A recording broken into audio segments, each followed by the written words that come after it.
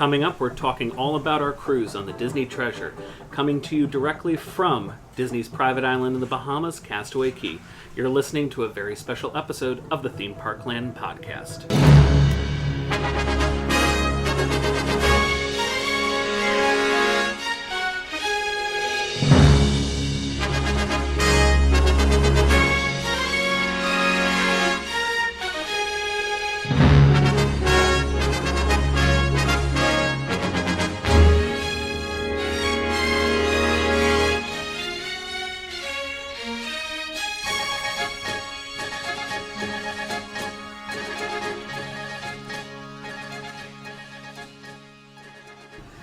Hello, everyone, and welcome to another episode of the Theme Park Land podcast. I'm your host, Matt Dobrovolsky, joined as always by my lovely and talented co-host, Matt Rogers. And sober at the moment. And sober at the moment, yes. We are coming to you very special episode this time from Disney's beautiful private island, Castaway Cay, primarily from our private cabana. This is my second time in one of these cabanas, and this is Matt's first time. This is actually your first time being on Castaway Cay without it raining, too. Yes, we've been doomed in previous voyages. And you broke the streak. So hold on, did you order pina coladas or no? I ordered, well, no, I haven't ordered anything yet because nobody's come by. So we have a button. Yeah, we have a button that we can press, and it will summon a bartender to take our drink orders. As Matt is literally heading over there right now to press the button again. And there, if you didn't hear that, there was a little beep. So we will probably be ordering some drinks very shortly.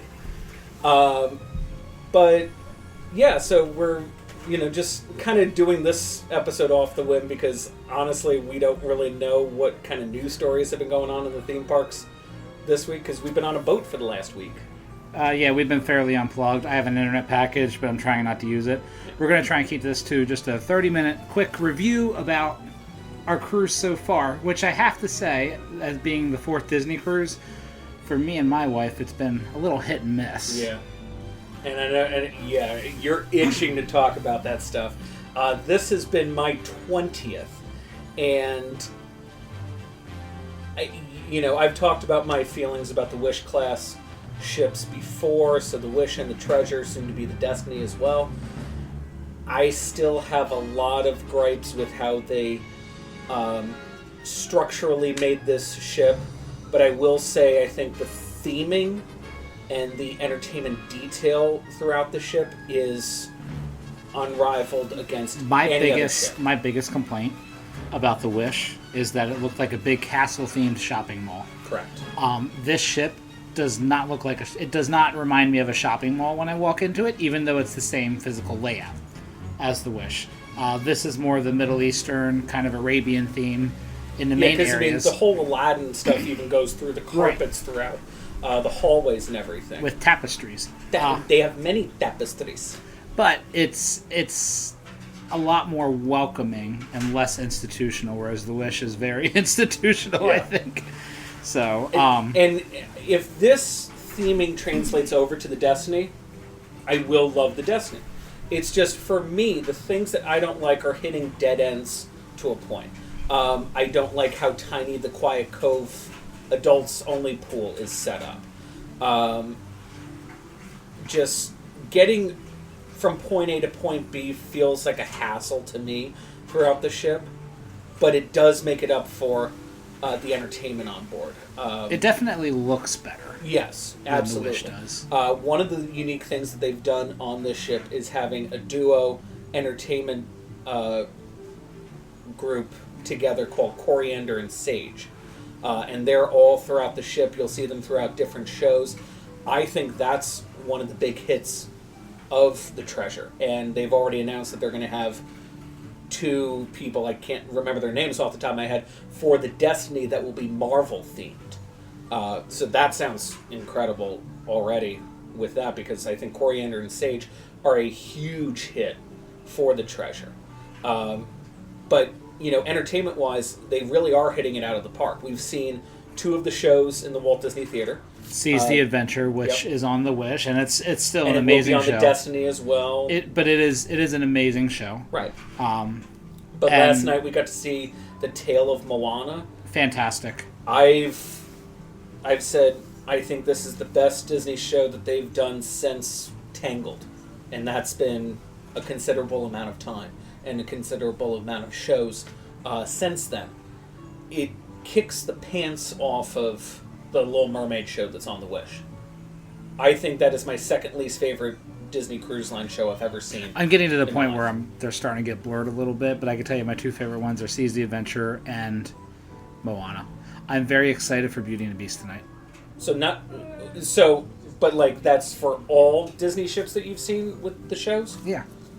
Where's Disney Dreams in that? It's very, very good. Because Disney Dreams is my favorite. For some reason, I think for Seas the Adventure, that was the first show I saw on a Disney cruise. That's why it stands out. Fair. And I think Moana is the most recent that's blown me away. So Disney Dreams is very good, but I think those two stand out to me a little bit more just because of when I've seen them. Yeah. Not to spoiler anything, but the use of like projection mapping, visuals, practical sets, practical effects. Puppets. The puppetry, oh my god, the puppetry. Moana really does hit it out of the park, and I cannot wait to see what Disney Cruise Line does with Hercules on the Destiny. Starting to sail next month. So, I do want to touch base with you, Matt, and let our listeners know, if you don't mind, talking about some of the struggles that you've had. Hi, sorry, you bitch. So you will see this really weird edit point that we just had. That was mainly because our attendant just came in. We have confirmation that the button works. Yes, the button works because we just placed our drink orders. So shortly we will be coming to you partially intoxicated, maybe. Probably. Depending on how fast it gets here. But Matt, if you would kind of touch base on some of the struggles that you've unfortunately had with this cruise, mainly with your stateroom. Well, yeah, it's been kind of interesting because on our previous cruises, anytime we left the room in the morning for just a quick breakfast, a quick get out and whatever, we just come back. Whether it's 30 minutes or an hour, and our room is just done, and we never had to worry about it. We've had housekeeping for the day already. This cruise, it has not been that. It has been late in the afternoon. We still have not gotten housekeeping. We've had to ask for it multiple days. And it's just been kind of missing the mark. And I will say this. In my 20 cruises that I've done, I have never, ever seen them miss a housekeeping. Not one, but 2 days in a row. It's been very strange. And part of the lure of a Disney cruise and coming back over and over again is you never have to worry about anything. Everything's just done. Correct. So I that was just different, and it's not that I want anything. All I want is for it to be like the other Disney cruises that I've been on, and that's my motivation behind that. So after talking with guest services a little bit, finally on the same page, finally figured it out. It's okay, but even our evening turn down for the room was not happening on one nights, and we're just like, what's going on? And at one point, because we had the same issue with our stateroom host where he was doing it around like 8 o'clock or so. And, he said, oh, do you guys, I thought you had the second seating. I'm like, no, we have the first seating. So I wonder if something internally has gotten messed up on this cruise. Maybe because I know for a fact that they have a sheet that says this is what their dining rotation is, or, their dining times at least. And if they have any other plans that day, like they would have known that we had Palo brunch yesterday. Now, I will say one of the explanations I got from one of the managers was on one of the days it was a port day, and there was a drill, and they said the drill might have had something to do with the housekeeping not being able to happen, which I said was fine. And that was our case too, because we didn't get it until about 1 o'clock. I objectively don't have a problem with, but I did ask for transparency. All you have to do is slip a letter the day before explaining that there's going to be a drill and our services might be delayed, and then it would have been fine. Yeah. And again, usually that crew drill does happen at least once every cruise. Especially, I think, well, they're doing another one today. Yeah. Usually they're always running those lifeboats and everything when we're in Because Castaway. you can see they have lifeboats dropped off the side of the ship right now. But I think the biggest problem that we've had so far this cruise, and talking with other passengers, it's the same issue, is just the, and again, I'm using this word loosely, lack of service. I think it's just they're not on their A game like they should be, if anything. We have noticed that this is a brand new crew that's pretty much on board.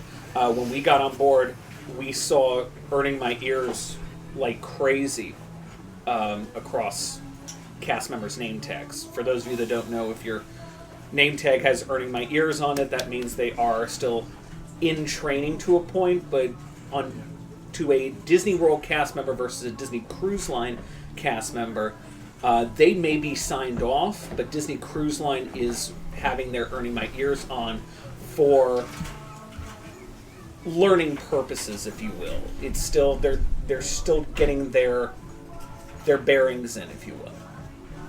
We also our Palo experience for dinner. Yes. Now, I will say this. We've done Palo dinner and we've done Palo brunch this cruise.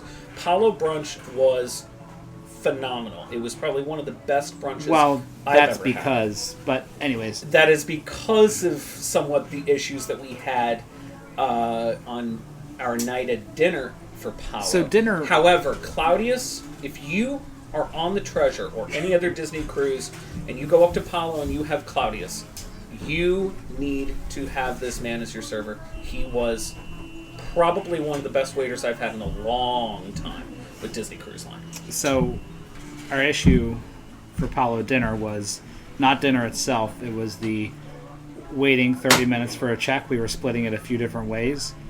But the server, after delivering this wonderful meal, instead of just asking us and confirming what we ordered from the menu, he just kind of guessed, and the checks came out all wrong. And that was after we waited 30 minutes for the check.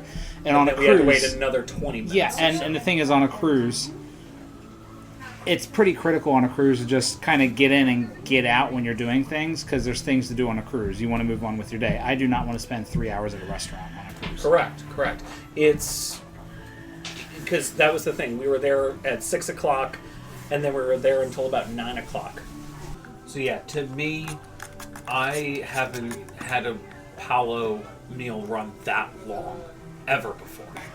I have. I have. You had the one. How long were you there for brunch? 3 hours. So that was about the same length that we were. Yeah, because I don't know. It was a one-off, and it was kind of weird, but it was fine. They made it right.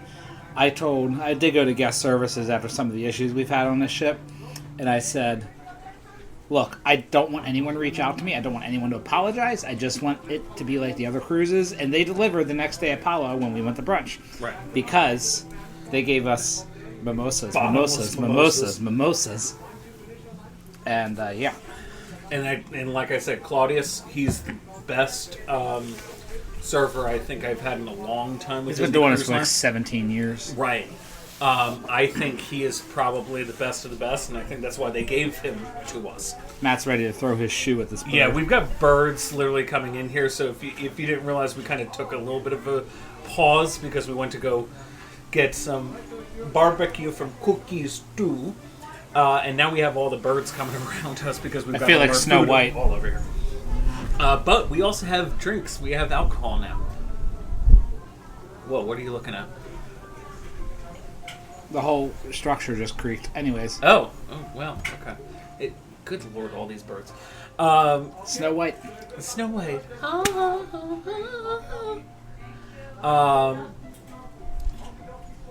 Jeez, these birds are all over the place. But yeah, so there have been a couple of rough patches, I would say, with this cruise. Another big rough patch that we're personally kind of having is the amount of teenagers that are just running amok. Well, that's one of those situations that sometimes is maybe good, sometimes it's not. Very true. It's, I think, what I wish Disney could do is, and we're going to see tonight, because last night they were off the walls nuts. They need to have more security crew patrolling around in the evenings when these teenagers are going into their shenanigans. They're playing hide and seek throughout the ship. They're running all over the place. They're screaming at the top of their lungs. I think Disney Cruise Line might need to start looking into some sort of a curfew kind of thing, where I think after 9 o'clock or so, if you're under the age of 18, I think you need to be escorted by a chaperone, someone over the age of 18. And if you're over the age of 18, congratulations, you can walk around because we can trust you a little bit more, I think. But these teenagers, if you want to be in the kids club doing this, go for it. Enjoy, have fun. But don't be running around the hallways after 9 o'clock when some people are probably trying to sleep. I know a friend of ours was in the elevator with a family that heard the kids running around screaming and looking at their, I think Kaylin's like 2-year-old or something like that, saying, well, I guess she's not going to be getting any sleep again tonight. Again? I told these kids to grow up. Yeah. I was a teenager on board. Granted, didn't really find any friends when I was on board as a teenager, but I never behaved like this. I never would have even thought about behaving like this, because I know better. I know better. So my cup is really, really cold right now. So is mine. And is that like a control to get it to not drink so. as much? Or I don't know. Or I think it's more... It's not working. My hand's frozen and I'm getting intoxicated as we speak. That's great. And we still got a few more hours into this cabana, so... but Matt, let me ask you, so far, I mean, we've only been here for about an hour-ish. What do you think of the cabana so far? As he's ready to burp out his alcohol. Oh, got him. It's kind of rickety. It's kind of rickety. Yeah.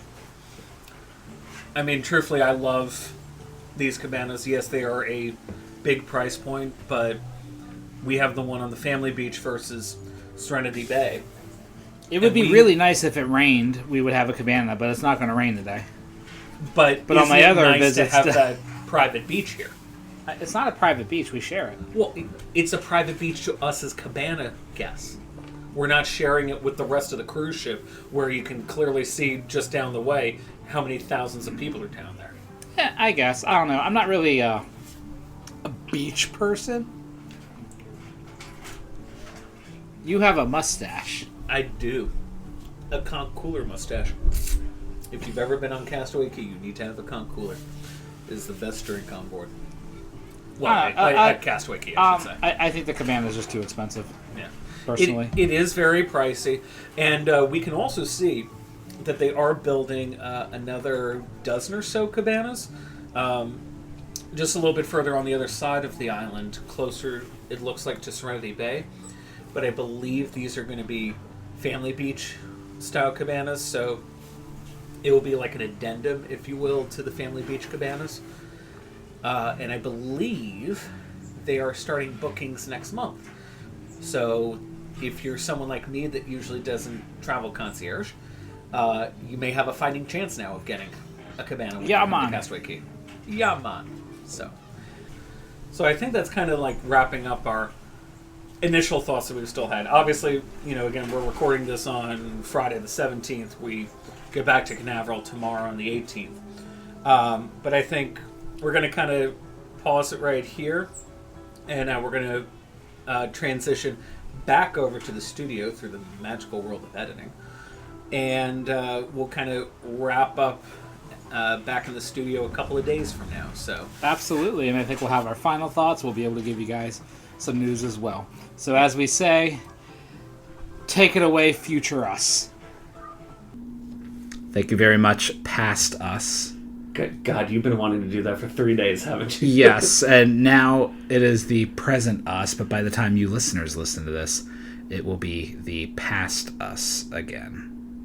Yeah. Sure. Whatever. Okay. But so what we've done, everyone, is we've listened to what we recorded on Castaway, taken some notes, and we're going to just kind of discuss a little bit of the things that we talked about and kind of how that last night went and our overall thoughts after the cruise. Yeah, because we definitely had a little bit of a redemption arc for dinner at Plaza de Coco on Friday night.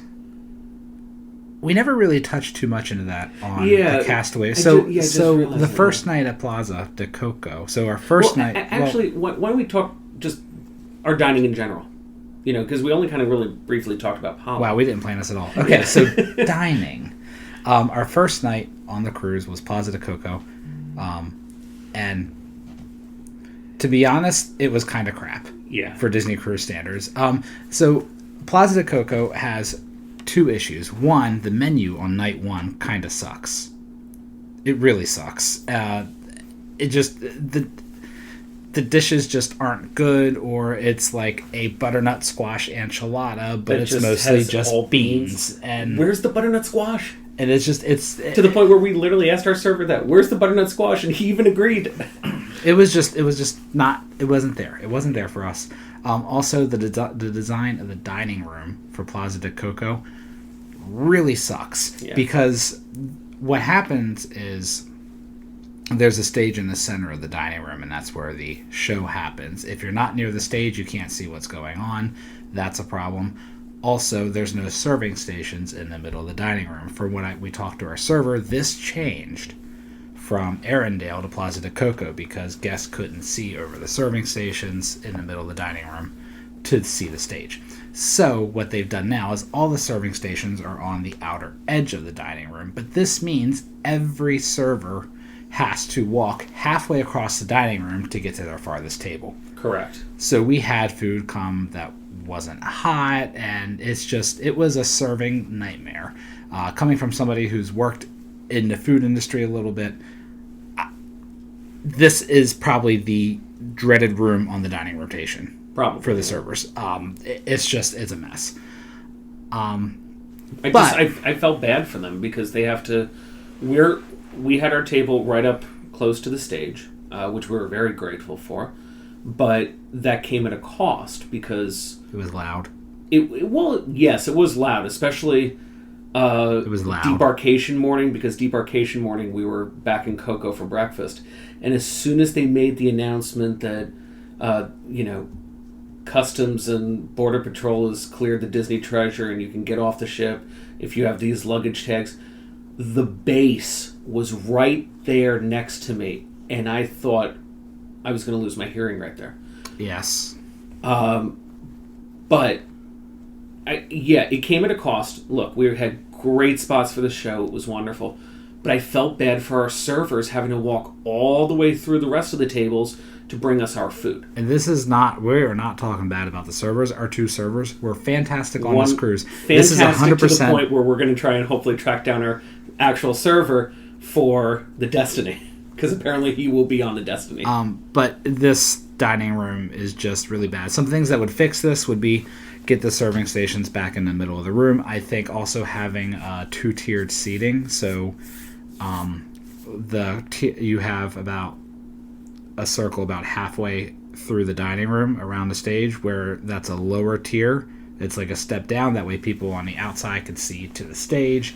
There's so many things that could be improved. When you're saying two-tier, I'm thinking like a family is going to be right above me eating, and little Johnny whatever is going to drop his chicken nugget right onto my head or something. But there's so many things that could have been better with this dining room, and like I can tell you because I've eaten on the Arendelle dining room on the Wish. Same issues. Not really fixed with this one. It's probably going to be the same on the Destiny, and it's probably going to be the same on the ship after that. Right. And the Destiny I'm looking forward to because this will be Lion King themed. I'm excited to see what they do with the show, but I'm also excited for the quality of the food that they could put out, especially if some of this food is coming from, like Animal Kingdom Lodge, for example. But you're still going to have the same logistical issues. Oh yeah, in absolutely. This dining, and it's not going to be great for the experience. That being said, night 2 Coco was much better. Oh, it was our last night of the cruise, and it was fantastic. So I remember you were ready to call it and say, "I don't want to go. I don't want to deal." Yeah, and we decided to go. Okay. We decided to try it, and I'm glad we did. It was total redemption. It was just fantastic. Did you end up having the guacamole? I can't remember. Yeah. So the I guac. told Emma to bring me 2. So the chips and guac that you can get as an appetizer on night 2, it is a nice heaping scoop of guac and 2 blue tortilla chips. Nice heaping scoop. It was like a dollop. I got a big scoop, but it's okay because there's actually a bowl of chips in front of you that's table shares anyways. Sure. So it was okay. And I will say the chips and salsa that were there on both night 1 and night 2, they were really good. That salsa was very, very good. The salsa was very red, and I want to know why. Maybe a lot of tomatoes? I don't know. But no, night 2, really, really good. 1923 for me, still the big hit. Both in my nights opinion. slapped. I've said it before, 1923 is my favorite in terms of dining rotation meals. I think the food quality is always there. I always get the filet mignon that night 1. And that's up to par with what Paulo brings out with steak. Night 2 was the lobster tail, fantastic as always. I also just love the atmosphere of 1923. It reminds me a lot of the Carthay Circle restaurant in California Adventure. The details, the artifacts that they put in there, it is impeccable. And look, I can't wait to dine there again on the Destiny because it'll be the same setup. The other one, Marvel. So same as the Wish, except there's a second show for a second night, which isn't really a show. It's more of a multiple choice question while you're eating, which isn't ideal for dining, I don't think. Honestly, I thought that was nice for families to keep the kids preoccupied. I guess. And I like it because it's not intrusive to the dining experience to a point. I've said one of my least favorite dining experiences on Disney Cruise Line is Animator's Palette on the Dream and the Fantasy when they have Crush the Sea Turtle coming around to talk to you. I don't need Crush coming up to me while I'm eating a steak. Hey, dude, what you got? I've said it before. I want him to come up to me and he says, "Oh, righteous dude, so what do you got there?" Fish. I'll look at him and go, "Turtle soup." And I just want to see him float away. So we got to talk. The bread on this cruise was crap at dinner. Okay. Because Y'all, you have to realize too, he just got up out of his chair to make that statement. I just remember the bread and butter on the other cruises, on my past cruises on Disney, were so good. The bread was so soft, it was different bread every night. There were a couple of good ones. I remember the marble bread was fine. But the rest of it was just hard, crusty bread. Oh my God, I got it. I could just the marble bread at Marvel. Yeah. Oh my God. Hello. It welcome. took me over a week to figure that out.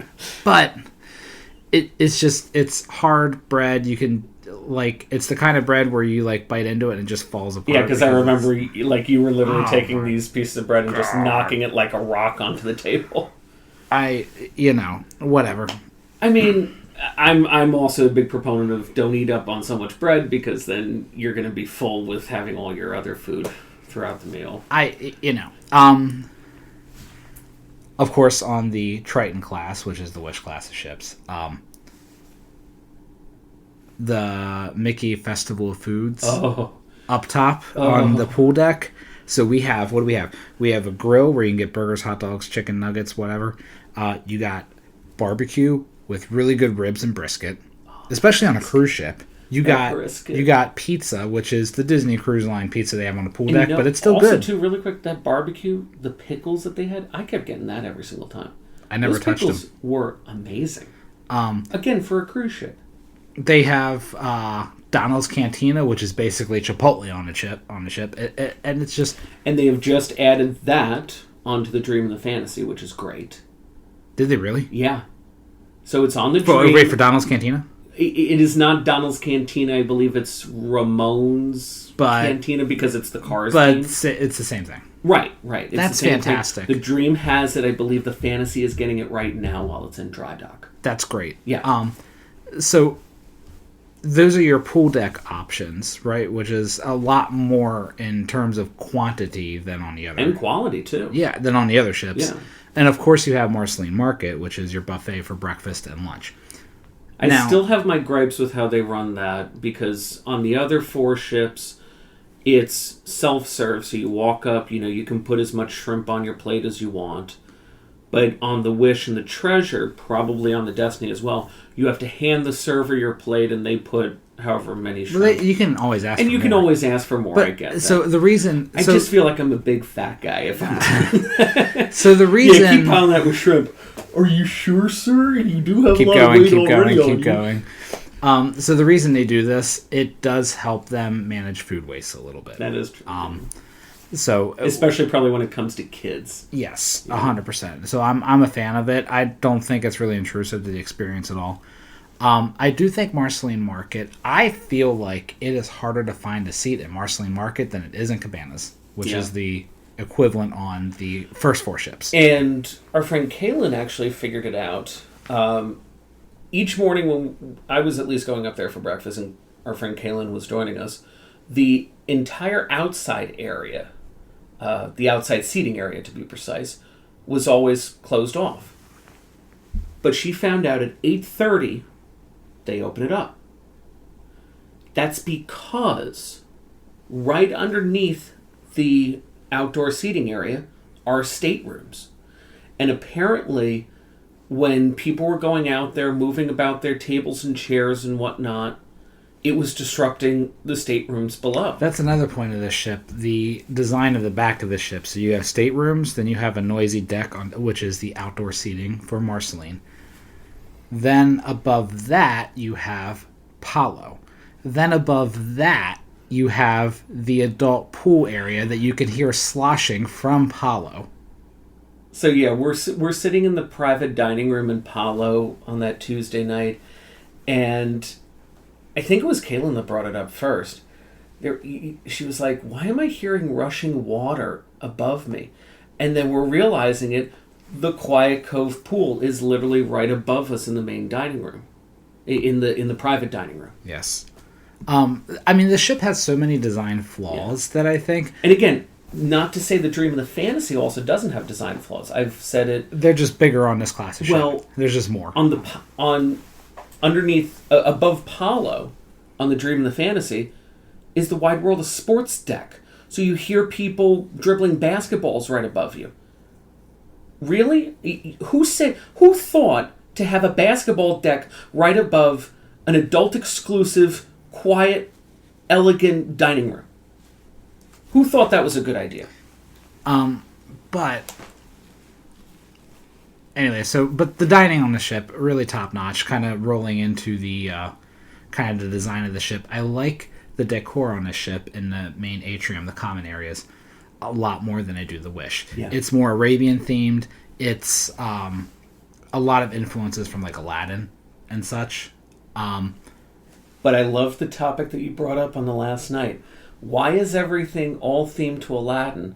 And then you look at the Walt Disney Theater shows, and we've got Seize the Adventure, Moana, and Beauty and the Beast, and yet the Aladdin show is on the Wish. I agree. And this kind of goes into the entertainment part.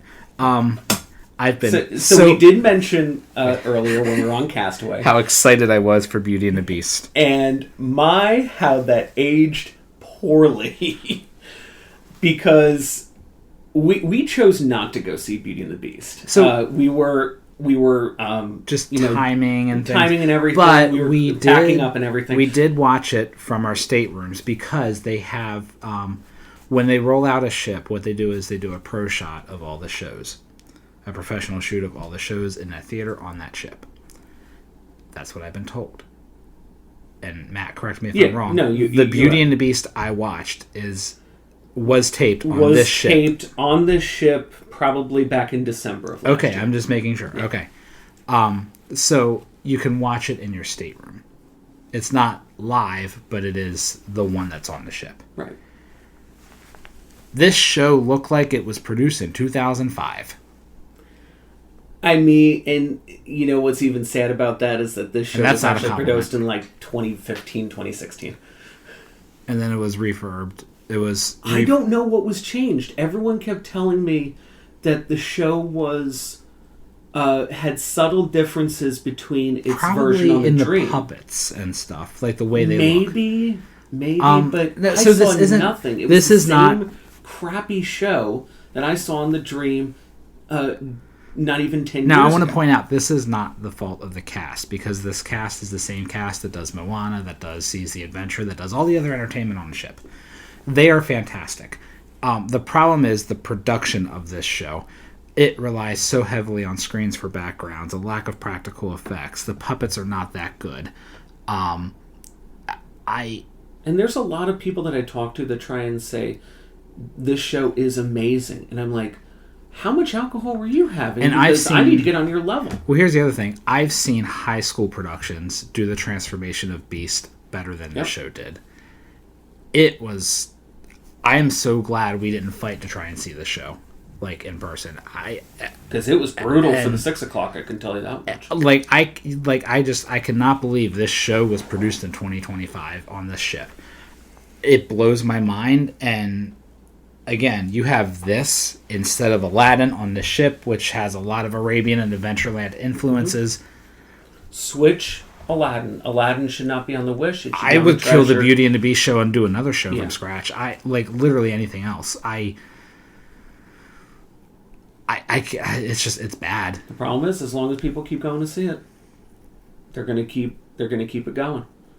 Now, I just realized too this morning.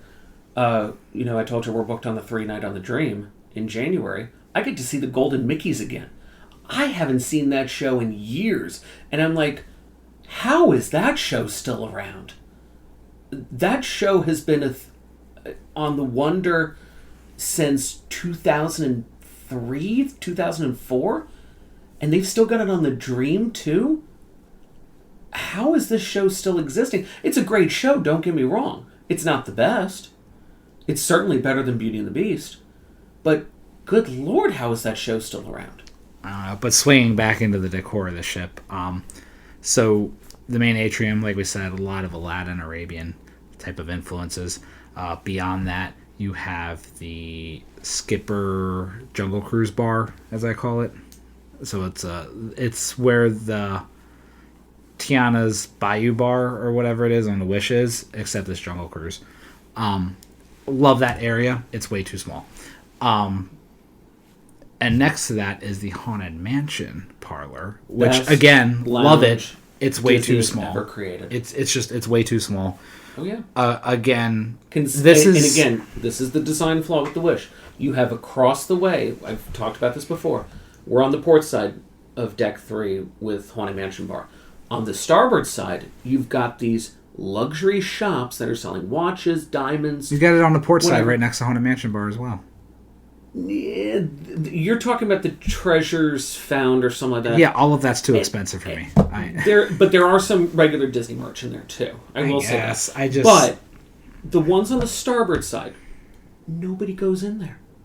Nobody goes in there because the cheapest thing I think in there is like $2,000. Who wants that stuff? And you're looking in there throughout a week on the ship, and there's not a single soul in there other than the cast members. That shows your priorities are in the wrong place. Oh, 100%. Why are those shops not smaller, and then the mansion bar could be bigger? 100%. And that's the whole design flaw with these ships. Maybe we can see something change when these ships eventually go to dry dock. And maybe they can kind of do some rearranging. But this is one of those things where it's like, again, it's a serious flaw in this class of ships, and there's 2 more ships coming, and it's going to be the same exact problem. Yep. It's wild. I keep saying it. I cannot wait for the Meridian class. The Meridian class will be the next class of ships out of Disney Cruise Line at the end of the decade. And these are supposed to kind of almost harken back to the Magic and the Wonder because they have a 3,000 passenger capacity. I cannot wait to see what they do. I will hold my judgment because I want to see if they change anything for these next 2 ships. If they do not at all change anything to address some of the issues, I am very concerned for the Meridian class. Yeah. I have to be completely honest. I think it's just the problem is that the blueprint has been made for the Triton class of ships. And they don't want to deviate off of that because it's now just a quick build for them. You saw how quickly it took them to build the Destiny. Look at how quickly it's going to take for them to build the fourth one, and even the one that's going to Japan for Oriental Land Company, because that'll be a Wish class. Look at how quickly those ships will be built, because they've gotten this down to a T by now. Well, also, they're just fabricating parts in bulk because it's Exactly. for the same ship. Yeah. So why not fabricate everything in bulk? So this way they can just put everything right together quickly. I'm going to swing the topic in a different direction. Mm-hmm. They now have edible straws for the alcoholic drinks. That way you don't have soggy paper straws. And you know what? That was great.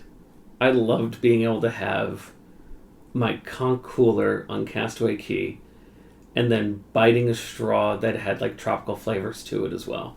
I think it enhanced the drink. I had a lot of drinks on this cruise. I know you did. I was riding a steady wave. Yeah, and that steady wave was your blood alcohol level. So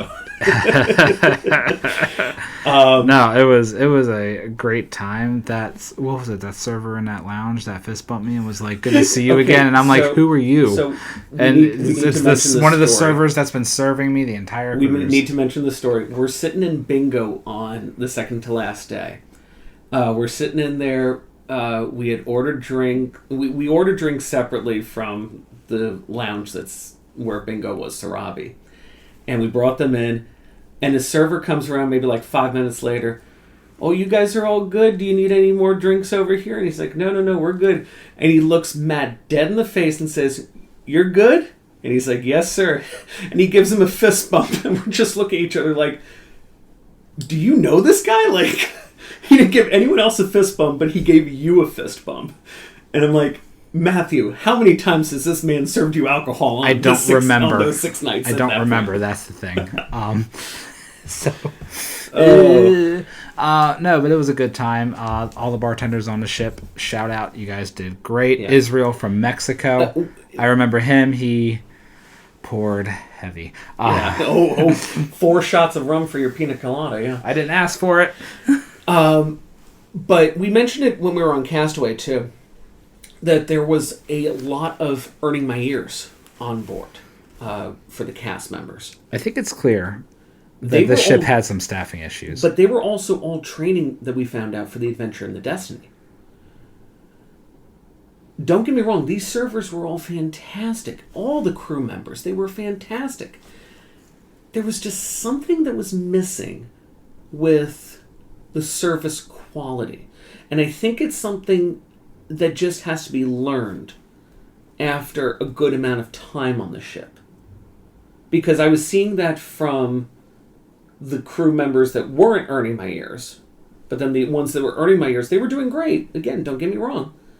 But they were just missing something. And I can't put my finger on what that would have been. Like, does that make sense? Yeah, I think this cruise was missing something. I want to say the overall... I think it might be a Disney problem and not like our serving team problem or a cast problem. I think Disney might be getting a little pretentious with the cruise. How so? Well, they know it's a good product to the point where they know it's a good product and it will be a good product no matter what. So we don't have to put as much effort into it or as much love into it.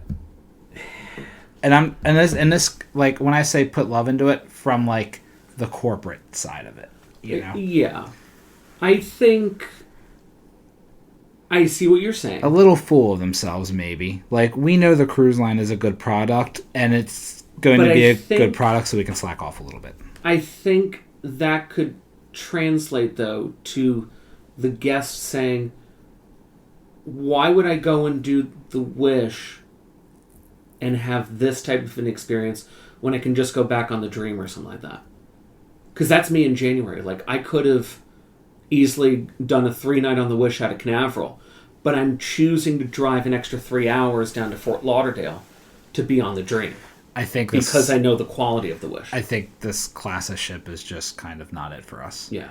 And again, there's 2 more coming, and I'm not excited. I'm worried. The Magic just set sail from Canaveral for what could potentially be its last time. I think it's heading to San Juan to do some cruises down there, but then it's going to head to Galveston for early next year. And then it's going to join the Wonder on the West Coast doing Alaska cruises. So I'm going to keep saying this. If you haven't been on the Magic or the Wonder, get those in as soon as possible.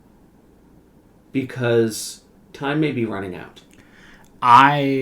Going back with the Meridian class, I think that might actually be ultimately a replacement for the Magic and the Wonder. Yeah. Just saying. What else? Because we're getting 4 of those? Yeah. I think. 3. It's 3 or 4. I can't remember. And I'm very excited for those. Just really quick before we kind of wrap it up. Getting back to Castaway. So our time at Castaway was fantastic. The weather held out. The water was great. And we just spent all day in the water, and it was fantastic. The food was good this time. The past 2 times I've been there... They also changed it up. Yeah. Too. The past few times... This food this time was better than the past couple times. They had a snapper. That was delicious. They had a spicy chicken sandwich. Yeah. That was delicious. Yeah. Very happy with the food on Castaway. Very happy with the drinks and the service on Castaway. What did you truly think of the cabana after now having It's too expensive. Yeah. I think it's just too expensive. I think it's too expensive for the amount of time that we truly had there. Because we only had 6 hours on Castaway. Actually, it was kind of less than that. Because we didn't truly we were one of the first people off the ship. And we didn't get to the cabana until about 11. And they wanted us to leave by 4? 3:45. Yeah, they said 3:45. So mind you, that was just under 5 hours. It ended up being $150 a person. That's a lot of money to be dropping. Yep. When I did it the first time, we had gotten there at 8 o'clock. And we still were able to leave at 4 o'clock. So having that almost 8 hours there then, that's where I think it was more worth it. I will tell you this, if I'm arriving at Castaway that late and I have that amount of time on the island, I'm not getting a cabana anymore. Disney is going to have to, and this is the problem. I would believe that Disney should be lowering those prices for the cabana if you have less time on the island. But they're not going to do that because you could see that they had them the exact same price as they normally do, even though we had over 2 hours less on the island than normal, and they still sold out. They still sold out. I hope. I don't know if there is a good solution. Yeah. But the servers, one of the notes we have, so y'all, when they deliver drinks to the cabana, there's a server riding a bike balancing a tray of drinks. And that's how they deliver drinks to the cabana. Incredible talent. I could never. I haven't ridden a bike. No, because I was just walking to the restroom and walking back, and then I just saw the server go zip, and I was just like, what? And the server's just riding a bike, balancing drinks. Good on them. I could never. So again, the individuals and the service on the Disney Cruise Line is just unparalleled to anything else in the industry, in the hospitality industry. Honestly, bottom line, I will die on that hill. Great cruise. It's just we've had better. Okay? Yep. And I, this was just maybe a step below those other cruises. So Matt, let me ask you. You've been on the Magic, you've been on the Fantasy, you've been on the Wish, you've been on the Treasure. You've been on all the classes of ships to a point. I mean, obviously, again, you haven't done the Wonder, you haven't done the Dream. Where does the Treasure rank for you? The Wish is rock bottom, the Treasure is above that. And then Magic next, or What would you say is better? Fantasy and then the Magic. The only thing that knocks Fantasy down for being the number one is it doesn't have a dinner theater. It doesn't have a dinner show. Yet. It didn't when I went on, and that's why I know, but I'm saying, what if one day... Because that was what they did with the Magic and the Wonder, was that they had an idea about this dinner show, and that was when, with the Wonder, they added Tiana's. The Magic, they added Rapunzel's. And then with the Wish if it class, did one they day, decided to start great. doing that. I just, on the other, besides the Fantasy and a Dream, on the other ships, there's always, you have your formal dining room, you have your AV dining room, your audio video dining room, Animator's Palette, or Marvel, and then Or you have Marvel. your dinner theater. And the Fantasy didn't have the dinner theater; it just had two nice dining rooms, which is fine. But it just that's what it was missing. Yeah, Enchanted Garden, I do love that restaurant. I think it's on the chopping block one of these days. I really do. I would have to say, I would agree with you, but I mean, my ranking is still the Magic and the Wonder are first, Dream and the Fantasy, Treasure, and then the Wish. There's a lot of people that I see out there that are trying to claim, oh, Treasure's number one now. No, it's not. Oh, wait No, a it's minute. not. Wait a minute. The last night, they do this, goodbye final character show. Oh, yes. Once again, I'm bursting into tears because the entertainment team they know how to pull at your emotions on this, and I'm bursting into tears that the cruise is over, and it's just a stupid cruise. Yeah. Explain that to me. This show was just characters coming out. Absolutely ridiculous, and I'm just makes me I wanna will cry say thinking you were about it. bursting more into tears with the show on the Magic, because the show on the Magic, they do the American Sign Language of now it's time to say goodbye. No, the one to on the all Magic is just so stupid simple that the only thing it has going for it is pulling at your emotions, and it does it very well. Yes, it does it very, very well. So I don't know. That's my thoughts on the cruise. Will I do another Disney cruise? Absolutely. Oh, yeah. If it's, we've got if our it's, placeholders book. If it's the same class of ship, I am nervous for the Destiny. I don't know. Yeah, I'm nervous. I think it's going to come down to the point of we know what to expect. We know what to do and what not to do. It's here's my thing.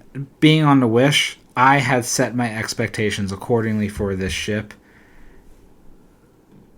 It met the expectations. So for the Destiny, I'm honestly going to lower them a little bit. Yeah. And I hope it exceeds my expectations. I'm excited to see what they do with Marvel. I think that could be really cool. We didn't talk about news.